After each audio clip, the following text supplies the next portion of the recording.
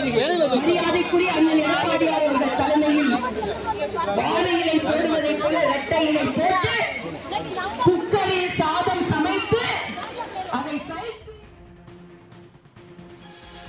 நெல்லையில் பாஜக நடத்திய போராட்டத்தின் போது அங்கு வந்திருந்த பெண்மணி ஒருவர் ஒன்றிய அரசை கண்டித்து முழக்கம் எழுப்பியதால் அங்கு ஒரு பரபரப்பான சூழல் என்பது ஏற்பட்டுள்ளது.